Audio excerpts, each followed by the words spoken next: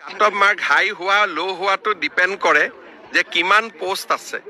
গতিকে cut off মাৰ্কটো ল' হাই কোনেও নকৰে। যদি 5,000 পোষ্ট আছে, 5,000ৰ বিপৰীতে 10,000 মানুহ অৰেলত আহিব। গতিকে 10,000 হৈ যোৱাৰ লগে লগে এইটো কাট অফ হৈ যায়। কাট অফ মাৰ্কটো হাই আৰু ল' কোনেও কৰিব নোৱাৰে। এইটো মেৰিটৰ ওপৰত ডিপেণ্ড কৰে। বেছি যদি চোকা ল'ৰা 10,000ৰ ভিতৰত সোমাই যায়, তেওঁলোকে কাট অফ মাৰ্কটো উঠাই দিয়ে। এইটো কাট অফ মাৰ্ক এনেকুৱা নহয় যে কোনোবাই নিৰ্ধাৰণ কৰি দিয়ে। এইটো কাট অফ মাৰ্ক পৰীক্ষাৰ মেৰিটে নিজে নিজে নিৰ্ধাৰণ কৰে। এইটো চৰকাৰে নিৰ্ধাৰণ কৰি দিয়া বস্তু নহয়। নিযুক্তি লাহে লাহে হ'ব। এতিয়া আকৌ মে' মাহত এতিয়াতো এপ্ৰিলত পঞ্চায়ত ইলেকশ্যন হ'ব, সেই সময়তো অৰেল নহয়, মে'ত অৰেল হ'ব। যিমান পোষ্ট আছে তাৰ দুগুণ ল'ৰা ছোৱালী পাছ কৰিছে। এদিনত 100 জনতকৈ বেছি অৰেল ল'ব নোৱাৰি। 1.5 মাহ অৰেল চলিব। গতিকে জুনৰ মাহটো অৰেলত যাব।